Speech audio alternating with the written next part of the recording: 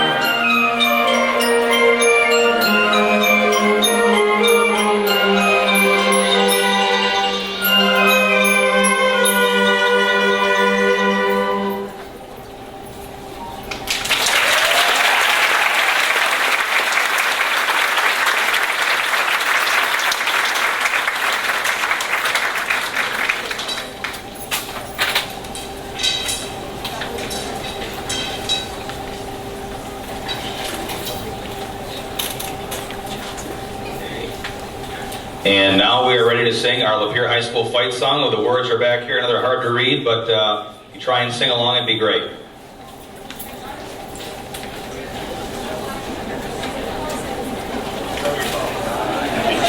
I'm on the mic.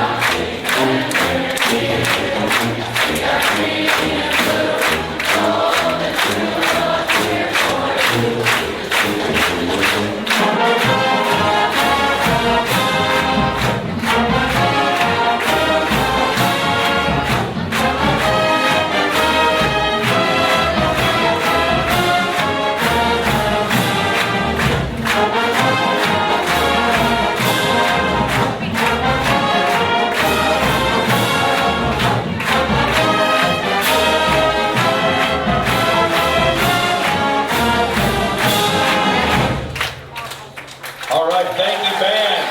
Fantastic job.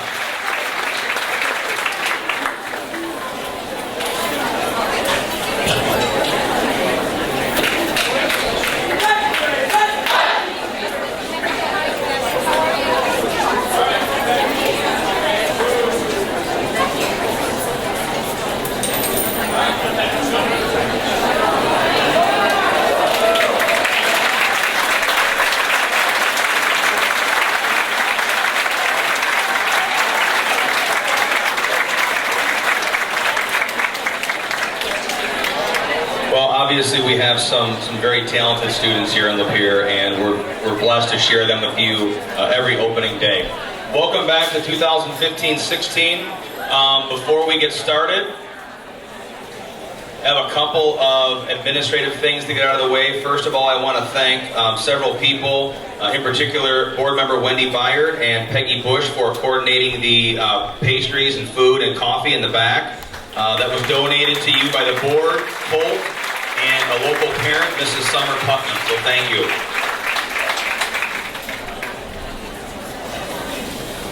Each year we welcome new folks to our staff and have the opportunity to say hello and introduce them to the Lapeer community. Before we do that, we have some local dignitaries that have joined us this morning that I want to recognize. First and foremost, the board members that are here with us could please stand. We have Mr. Mike Keller, Mr. Gary Oyster, Mr. John Nugent, and I've already introduced Mrs. Wendy Byard and Mrs. Peggy Bush from our Board of Education. Thank you for being here.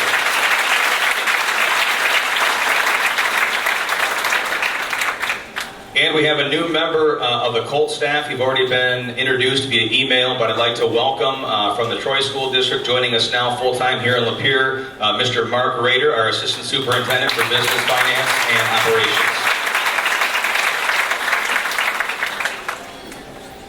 When I first came to Lapeer, one of the things that I was most impressed with, the first event I ever attended was the Employee Recognition Dinner. And my wife and I came, and it was just after I'd been hired. And one of the things when you come to a new school community, like many of you are sitting here today for the first time, the district selects you, but in large part you also select the district. And there's a small series of events or things that happen that really solidify the choice that you made to join a new team.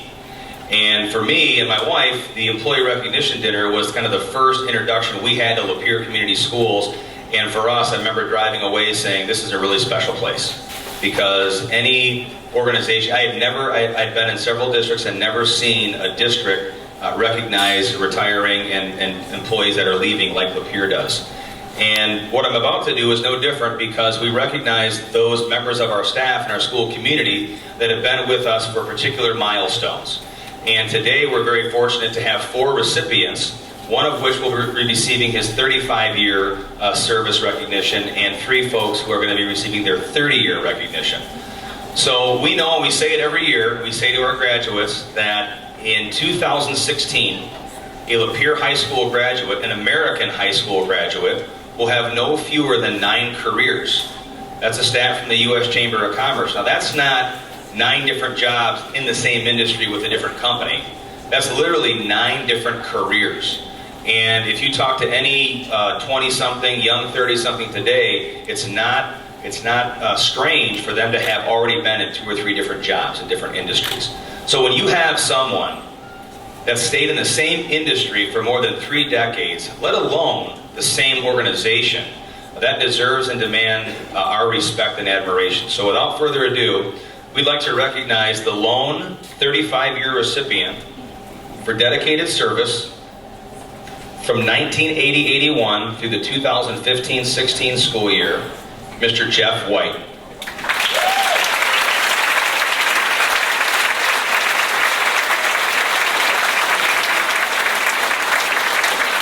And Jeff is so dedicated, he's actually working right now.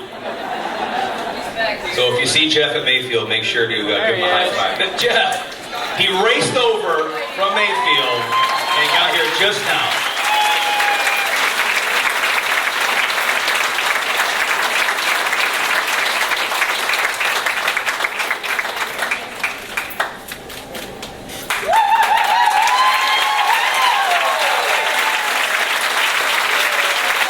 Thank you, Mr. White.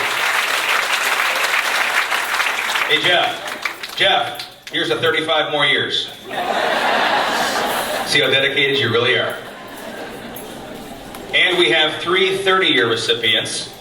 And when we first started doing this tradition is several years old, certainly predates me. But someone once said that it's not the number of years of service, it's the amount of service in the years. And when we read these 4 names, starting with Jeff, you start to see that these are not only employees that have been here the longest, but their level of service has also been exemplary. And that is hard to do. I mean, I think a lot of us sitting here going, wow, 30 years, same job, same organization, and coming to work every day with the same passion and same commitment is a difficult task for anyone.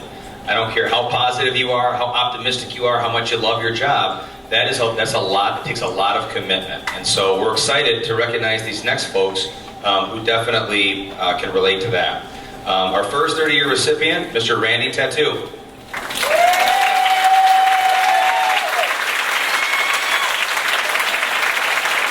Randy, are you out there? There he is.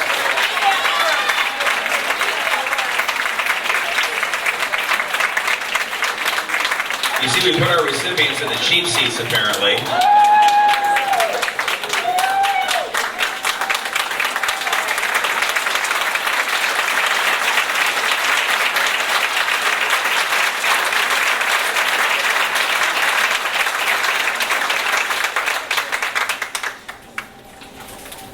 Barb Westerfield, 30 years.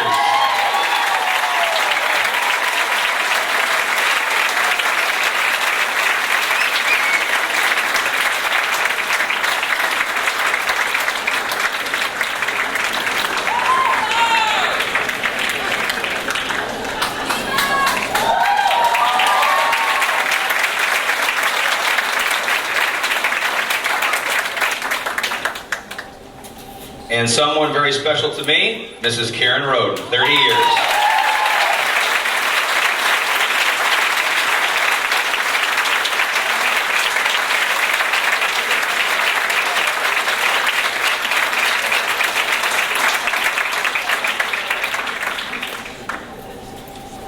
I won't say 30 more years to Karen because we've already had that conversation. I'm really hoping for 30 days.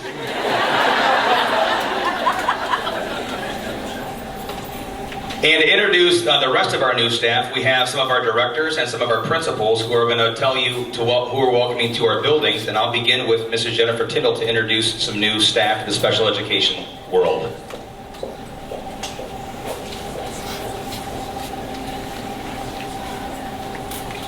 Good morning and welcome back. I'm here to introduce our new school psychologist, Ashley Wiener, if she could stand.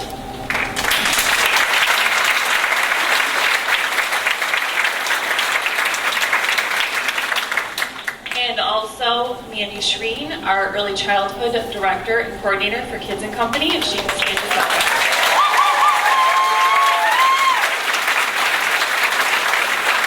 And I'm going to pass on to Ken Janzer.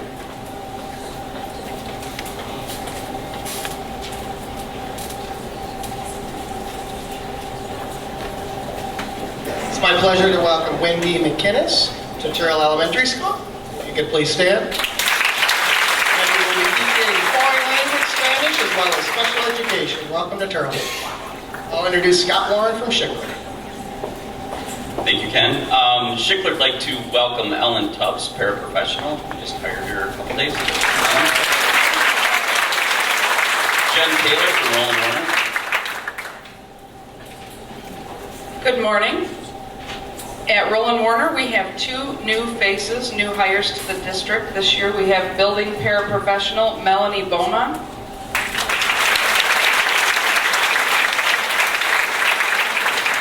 And we have a new counselor, Abby Stegman-Steves.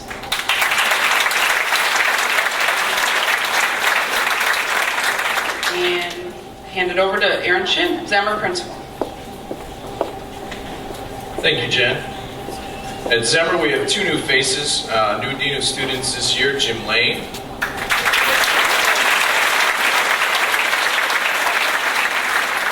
And we have a new full-time Spanish teacher, Jacob Beckwith, who I think wins the award. He comes to us from Iowa this year.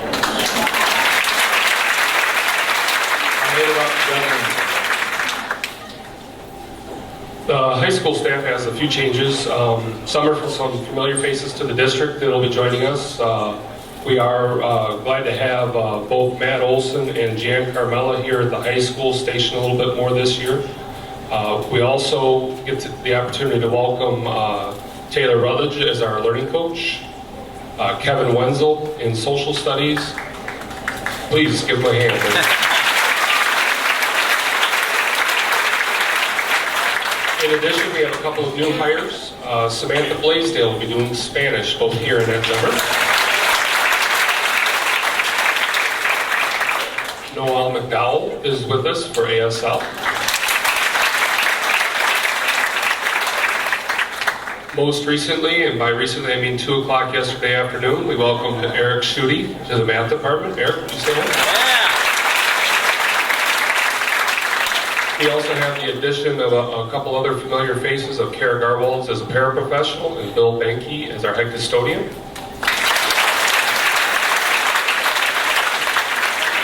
And then finally, we have a player to be named later, which should happen at 10 o'clock today, I hope, Kim. So, turn it over to Mandy for some new staff at Kids and Company.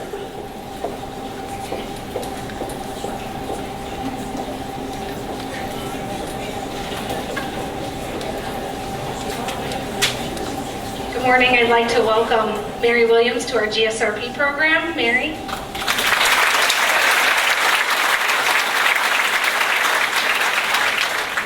And Nicole Schreier will be joining us at Lynch for before and after school care.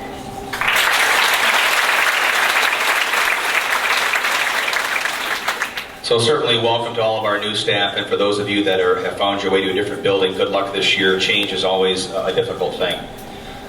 As we begin, we want to take a look at kind of reviewing some great things that happened in 2014, and we'll really kind of speed through this, but we don't want to spend a whole lot of time without paying special attention to how special last year really was for our community. Certainly the merging of our 2 high schools was a significant undertaking. Even if you weren't in the high school, you certainly felt the pressures that our secondary staff were under relative to making that dream kind of become a reality. And you didn't have to go much further than our graduation ceremony to see really how special last year's transition was. Sitting there listening to several of our senior students speak about the transition was really a remarkable thing. And for those staff that were there and lucky enough to attend graduation, you know what I'm talking about. Each one of those seniors spent a lot of time talking about the fear, the uncertainty, the anxiety that they felt about coming here as one high school. Whether you were from East and this was no longer East, or whether you were coming from West and this is a completely new environment, each one of those students shared in the early part of their address to the community, 5,000 plus people there, that they weren't really sure this was going to work. And we were very fortunate and blessed as a community to have a really tremendous senior class just in general. And that's important in any school year, but in particular it was really important to Lapeer because without really strong leadership from our seniors and our juniors as well, last year would not have been the success that it was. And each one of those students ended their address by saying it could not have been a better experience. Certainly bumps along the way, but it taught them really important life lessons like resilience and stick-to-itiveness and the ability to overcome challenge and adversity. And at the end of the day, that's really what we're here to do, right? Teach kids how to go out into the real world, deal with life's many ups and downs, life's many hurdles, and come through with a positive and optimistic outlook. And not only did the kids have that, but realizing the success that we did academically, extracurricularly, athletically, socially, the kids really gelled and got along, as did the staff. And it took time. It didn't happen the first day of school, right? It didn't happen the second week or the second month of school. But over time, this building really became a special place. And for those of you that weren't lucky enough to kind of walk the hallways and see how well the students got along, it really was a remarkable thing. And culminating in our first unified graduation ceremony in almost 40 years, it really was so great to hear the kids have a positive experience about what happened last year. Many new programs were introduced to the district last year, including our Lapeer Homeschool Partnership, which is continuing to grow out of the Crampton campus. The Advanced Placement Capstone Program last year was the only program of its kind in the state of Michigan, and it was one of 100 worldwide. This year, a few other schools have brought on the AP research component of that class. Certainly the athletic complex renovations, which began last year and are continuing underway this year. And obviously the opening of our Center for Innovation at the West Campus, which continues to grow as we're adding new programs, and we'll talk a little bit about that in a minute. We won an award last year from an organization called the Michigan Creativity Group, where Lapeer Community Schools was recognized as one of the state's most innovative districts.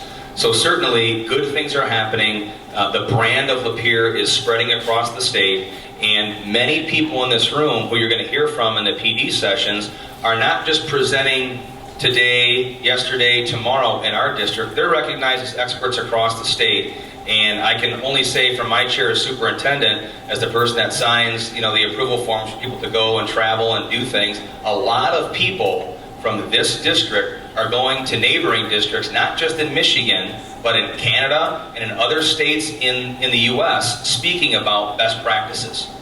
Okay, that doesn't happen without a really quality brand.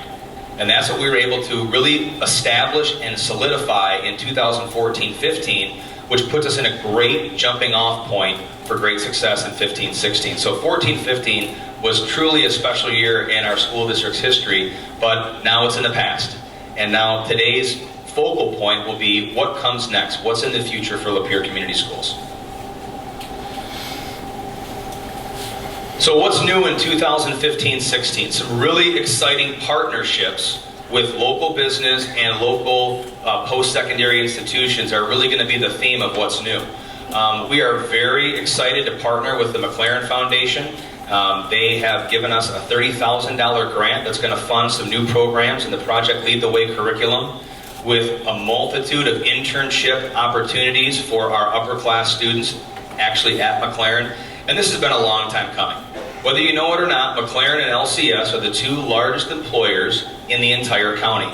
It's about time that we got together in our organization, started sharing resources, and we can be a great feeder of talent directly to that institution. And as you know, the health industry, that field is really growing. There's a lot of great jobs for our kids in that industry. So full implementation of a biomedical sciences internship and PLTW program by 2018-19, all made possible by a very generous grant from the McLaren Foundation, and that partnership is going to continue to grow. AP Research, the second year of the AP Capstone program, I believe. Mr. Schutte, we're the only one in Michigan to have that, correct? Yes, thumbs up. Only district in Michigan to offer seminar and research, scores of 3 or higher in AP Seminar and AP Research, and on 4 additional AP exams of your choosing, you'll receive an AP Capstone designation on your diploma, which is certainly something that is going to elevate the status of a Lapeer Community Schools graduate. And that's really what we're trying to do, right? We're trying to take that piece of paper that says high school graduate and add tangible value to it.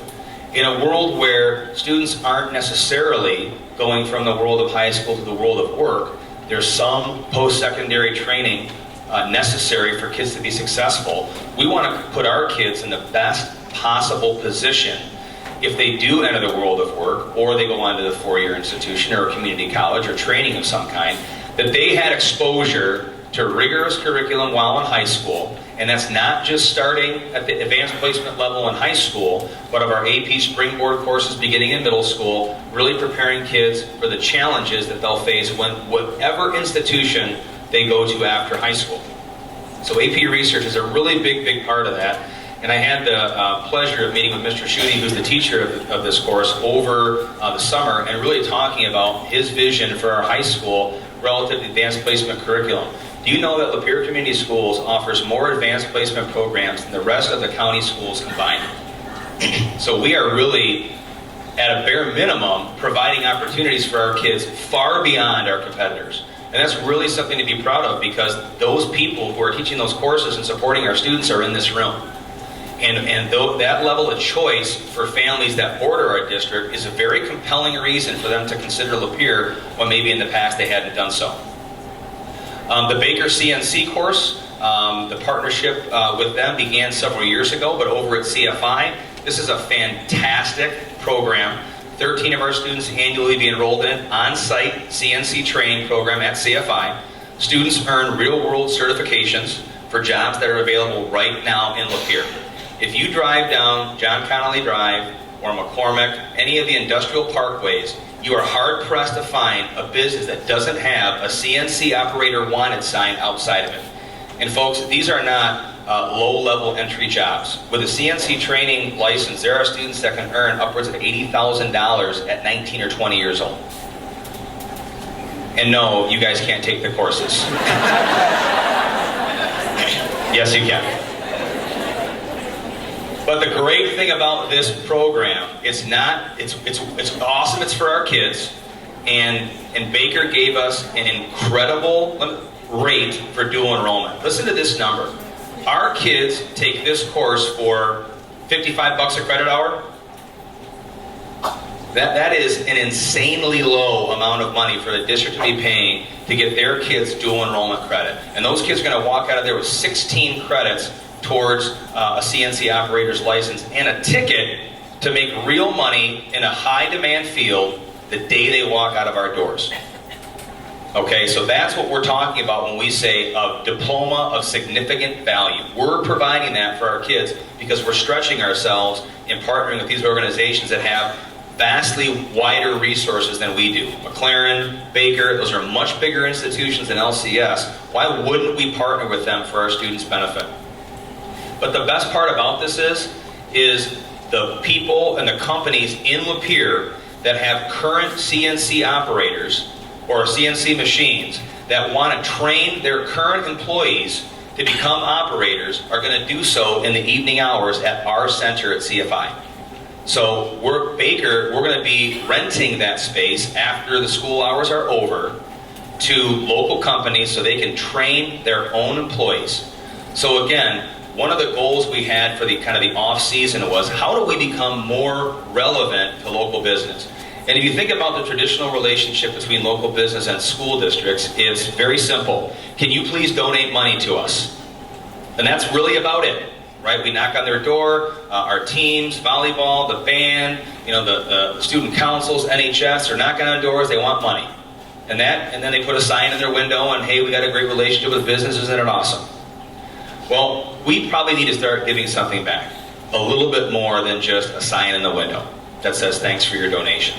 And that's what this is. A facility in the county seat, right in the center of Lapeer, that's going to help train our local companies. And don't think for a second that those businesses haven't already talked to us about donating equipment, if this space is available, and donating their talent. We are currently working on with an organization right now that's not local, they're out of Farmington Hills, but they want to send 2 engineers to our CNC course every day and actually have those gentlemen spend their office hours in Lapeer working side by side with our kids. When the day's over, they're going to use our equipment to produce small parts for this engineering firm in Farmington, and our kids are going to get paid to do it. Beyond that, they're going to go to the Farmington office and do an internship in the summer, and that company has agreed that if the kids do both things, if they work with the engineer during the day and they do the summer internship, that they will pay a portion of their college tuition if they decide to go in that field. They said they'll pay the tuition even if the kids don't come back and work for them in Farmington. And I asked the owner of the company, I said, why in God's name would you pay that kind of money for an investment that possibly won't be returned to you? And he said the pipeline for this type of work normally has come out of Ferris State. And they used to have literally hundreds of kids in these programs. Now they're down to single digits. And so literally they're going to these job fairs, and the companies are no longer interviewing the students. The students are interviewing the company. Like, what kind of benefit package can you give me? What's my starting salary? Is there a bonus if I sign with you? 20, 21-year-old kid, not a bad position to be in. Our students can have that access because these companies don't have a pipeline. The pipeline has completely dried up. So we want to re-energize that pipeline with Lapeer kids, and we're skipping the post-secondary institutions. We are going right to the companies that are going to hire our kids. So these are some exciting things that you're going to be hearing about, and hopefully you'll support as our students matriculate to these programs. So our district goals, a quick review, you know them already. Goal number 1, develop a laser-focused curriculum, K-12. Number 2, our entire staff, this is not just teachers, all of us, will implement core research-based instructional strategies. Number 3, we desire to build the leadership capacity in principals and building leaders. That's every single person in this room. If you talk to a student, if you perform a task in this building and for this district, you are a leader. We have to work on building the capacity of all of us to be better at what we do. And number 4, to continue to offer innovative choices for students across all levels. These are the district non-negotiable goals. These are the things that all decisions will be filtered through. And if we're not engaging in one of these 4 things, we've got to kind of reevaluate where we're spending our time and energy.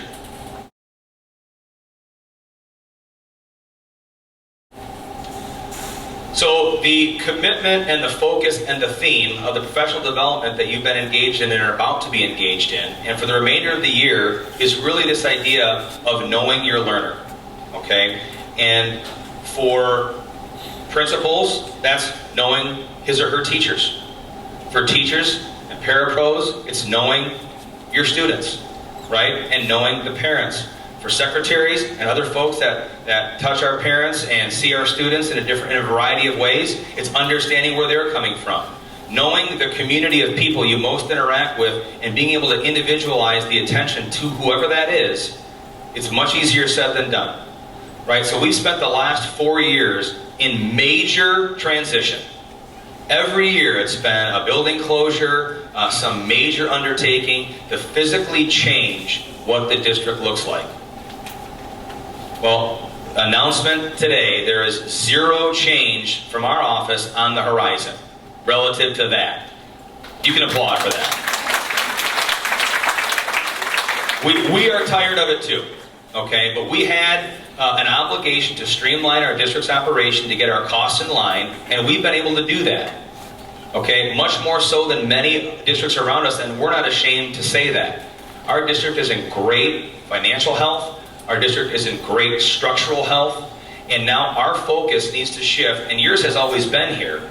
But as a district, early 5 to senior year, focus on solidifying how we understand our learner and really focus on teaching and learning. And I'm not talking about improving test scores. I'm not talking about the standardized measurements that tell us externally if we're doing a good job or not. That's not what I'm talking about. I'm not talking about SAT scores that are going to beat, the world. And if we do, that's great. What we're really talking about and really we need to focus on is what happens every day with our kids in the classroom. And if we can streamline those practices, K-12, we can do wonderful things. And the rest of that stuff will come. Standardized test success, all the rest of that. Kids experiencing more success academically in terms of the grades are given by you. All that will come as a byproduct if we are really streamlined instructionally.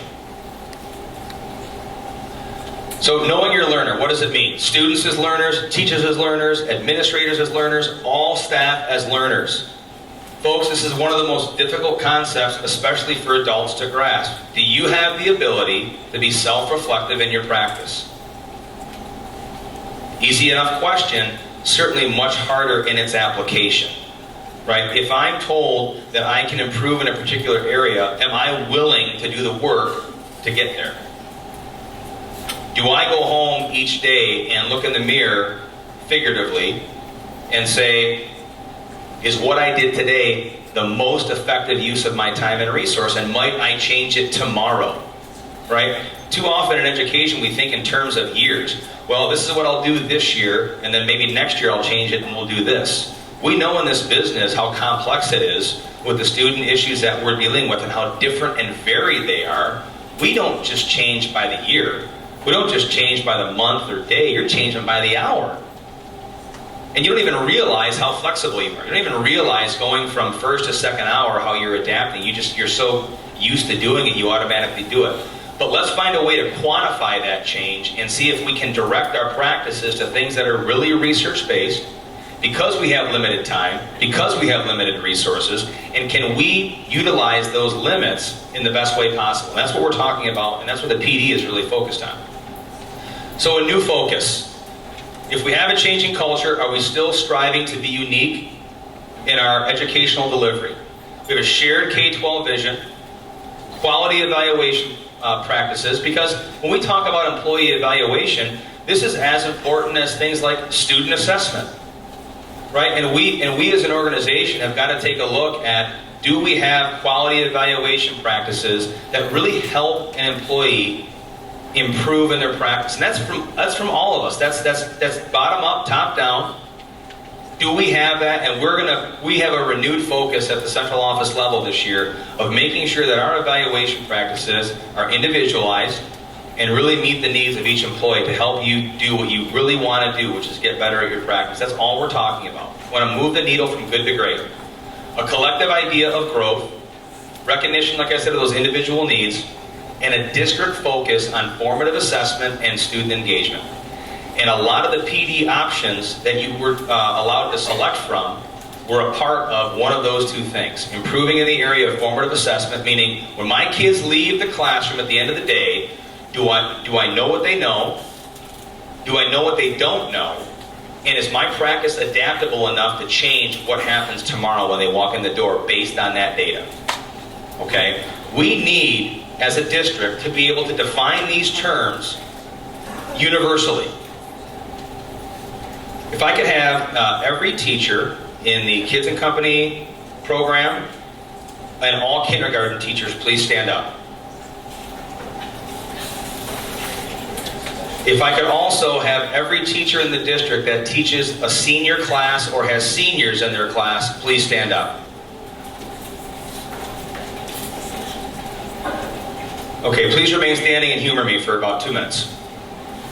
Would you agree as a school community that when the youngest student arrives and spends the next 13 years in our program and then has a senior teacher before they exit, that their initial experience, their culminating experience, and everything in between should have some similarity to it?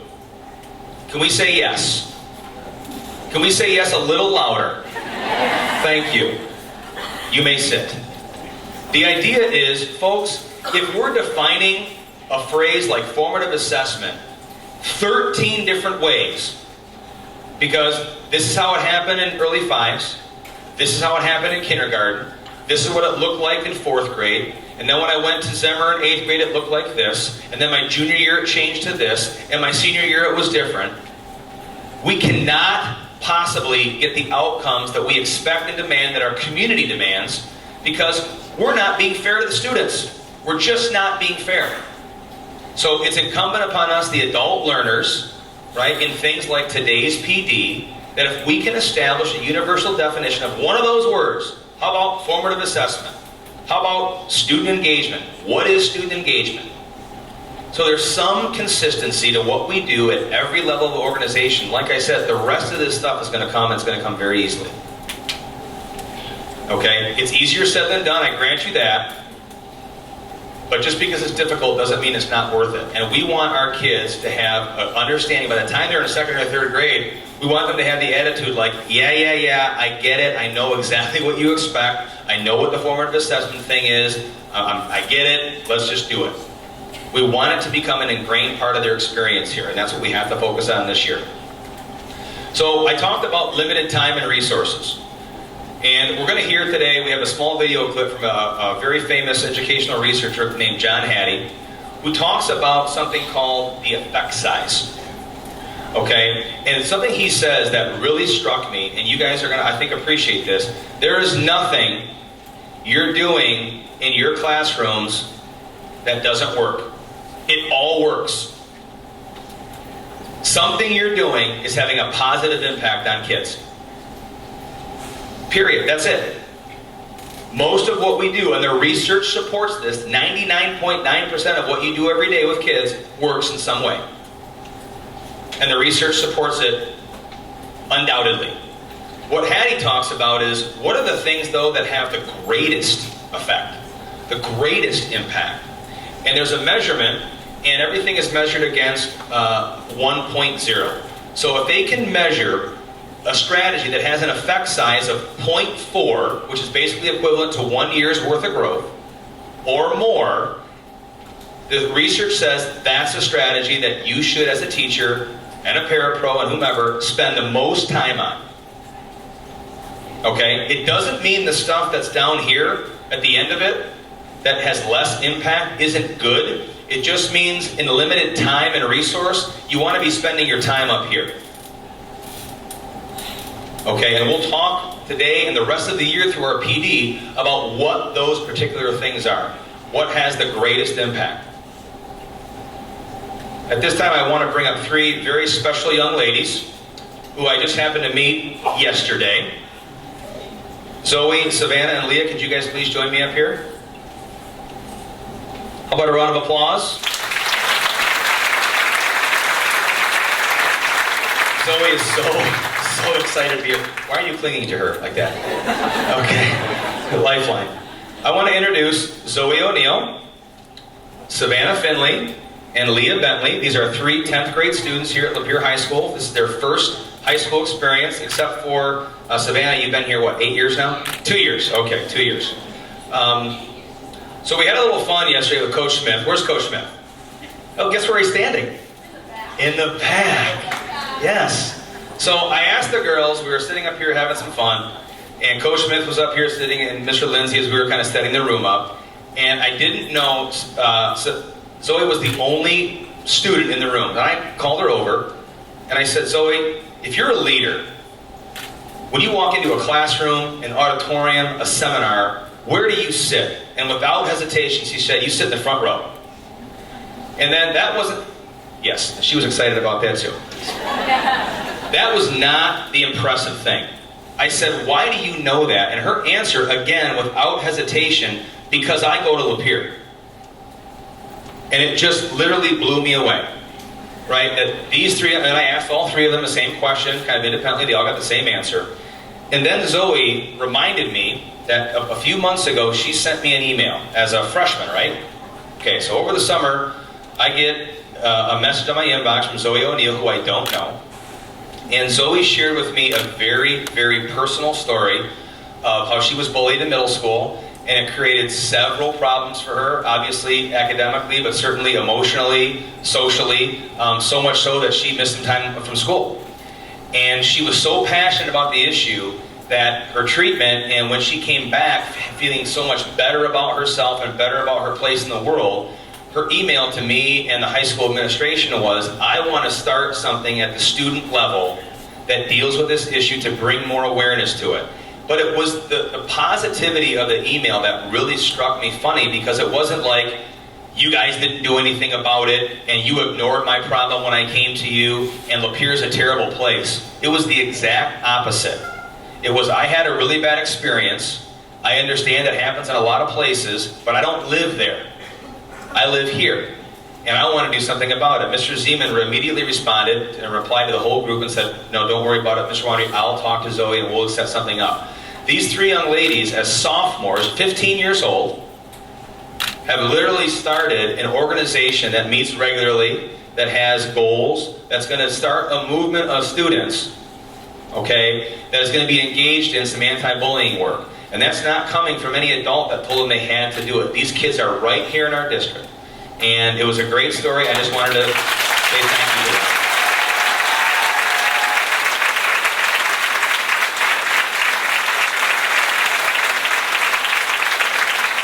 Thank you, girls.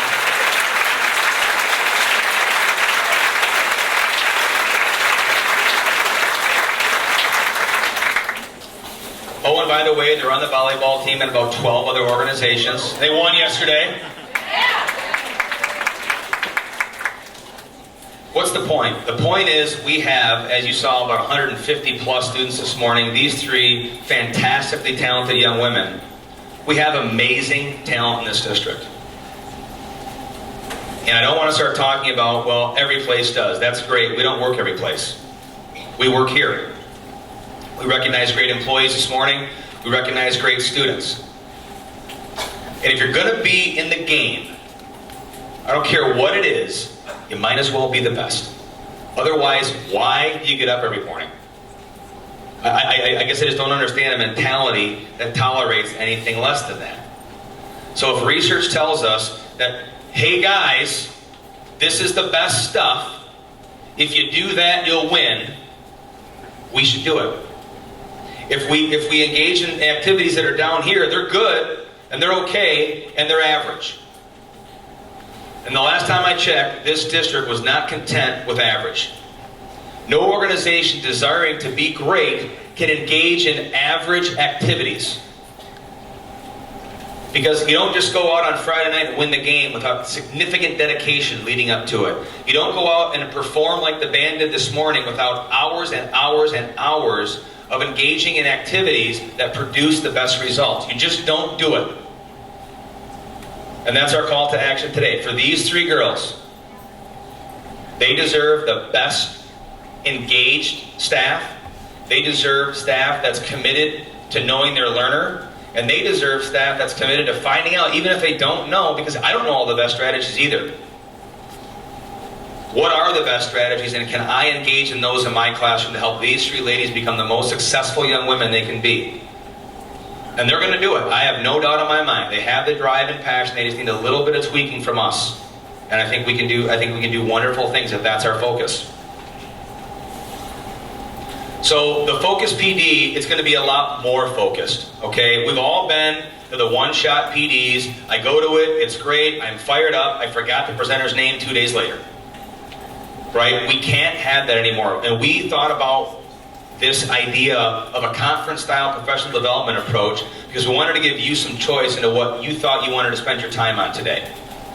Okay? And there are some fantastic presentations. And at this time, I really want to take some time to thank the people who spent countless hours starting last year and this summer preparing their presentations for you so they could be the best. So if you're presenting anytime during our professional development session, could you please stand up? Teacher, administrator, anyone who's presenting. Thank you so much.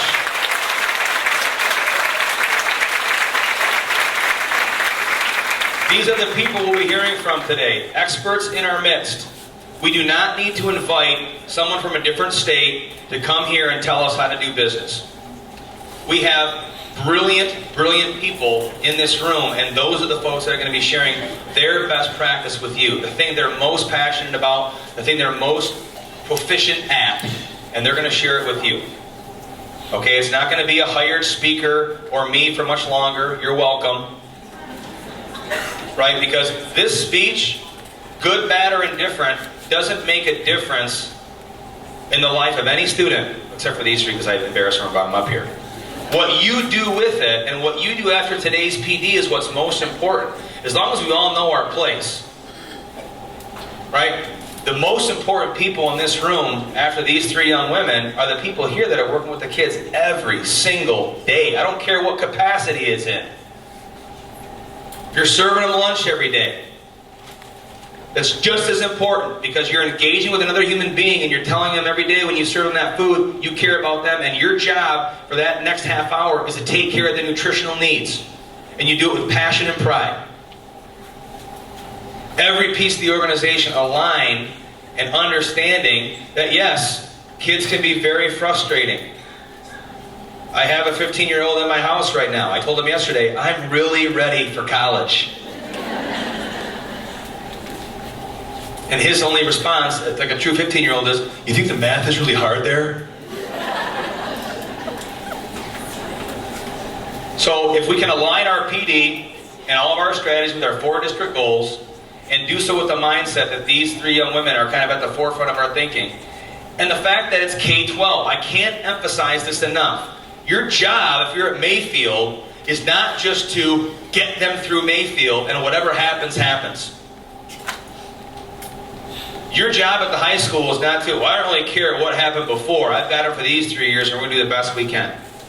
We can't think like that because our kids are the ones that suffer. And finally, we can stop all the transition and change and we can get them through this system with some consistency, and that's got to be our goal. Here is a little bit of insight onto what you hear about in the PD today relative to effect size from the man himself. This is Mr. John Hattie.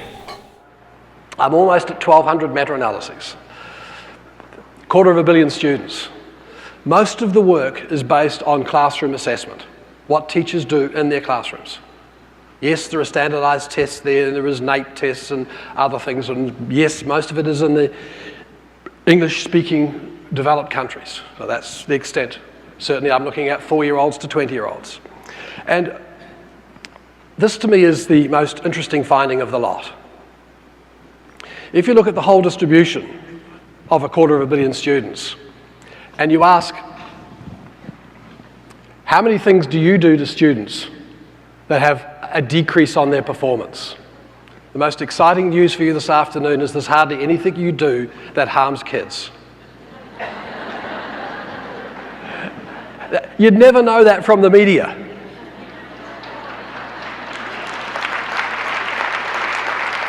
But hey, 250 million students. And some of these down here make perfect sense, like the effect of bullying on achievement is minus 0.22. Yeah, makes sense. And so when you take that into account, I think the most fascinating finding from all the work I've done is 95 to 98% of things that we do to students enhances achievement. All you need to enhance achievement is a pulse. Virtually everything works. And we've got to stop arguing that what works matters. Because everything works. Mrs. Smith down the road, if she comes to you and says, you should do this in your school, she's right, it will work. When your head of education in this state, or whatever state you're in, goes to bed last night and wakes up in the middle of the night with a bright idea, it will work. And the teachers that I want to drum out of the profession is those who come to you and say, look, this is the kids' work at the start of the year, and look where they are at the end of the year. Everybody can do that. The most interesting part next is that, look, up in this zone here, we have an incredible number of teachers and schools in our system that have a remarkable, systematic, positive impact on kids. And certainly 0.4 is about a year's growth. And if I look at the United States of America, and in the PISA results you're around 20th or so, and I know that your country gets upset with that, and you should remind them there's 140 countries behind you. But you're up there. And when I analyse that results, and certainly as I've done with some of your No Child Left Behind results, I can say with some confidence that probably 60% of teachers in schools in this country, in this zone. Success is all around us. You don't have to go to Finland and Shanghai to discover success. It's here. In fact, I was intrigued with the music before. As my limited time as a real classroom teacher, I was a music teacher, and they played two pieces from Grieg, who you know is from Finland. That's the only part of Finland you're going to get this afternoon. But success is all around us here, and if we have the courage and spine to recognize it, and all the work we do says simply, do you know your impact? If you're in this zone, you have to change. If you're in this zone, permission to keep going. And what I want to do is to build a coalition of success around here to invite these teachers and schools to come into it. It's that simple. There is no magic zone up there that we're all going to attain. If you go to La Cruz in New Mexico, it's there now. And I think my difficulty is in this whole business is when are we going to get policymakers and parents realizing that success is in our communities? And when are we as teachers and school leaders going to have the courage to say, we have variance in our school. I didn't say we had bad teachers, we have variance. And we're going to get our schools here. And when we get them here, we're going to say very clearly, the people that made the difference were the educators. You know, it really is a great message, because if you look around the number of people in this room, we can't possibly not have variance. Not bad, not good, not great, it's variance. And so the message is very simple, is can we simply shift from some of the good practices we're doing, identify what the great practices are that have the greatest impact, and focus on those. And so our call to action is very simple. Let's simply change what's in our control. Let's focus on the things that we have the most impact on as a group of adults helping our kids achieve a goal. Let's stop talking as if improvement of teacher and student performance is not possible, because the data tell a different story. Right? It doesn't mean that we're unsuccessful in our current practice. It just means there's a possibility we could be more successful if we focus on the things that research says have the greatest impact on kids. He studied 250 million learners. That's a relatively large sample size. And one that would indicate the results are probably very reliable, considering the average poll of Americans that determine who the next president's going to be is 1,500 people. Those are what the polls are based on. They call 1,500 people, so who are you going to vote for? He studied 250 million students from ages 4 to 20. Every possible learner style type, different nationalities, socioeconomic status, background, type of school, charter, private, public, whatever. And the research says, if you do these things, kids learn more.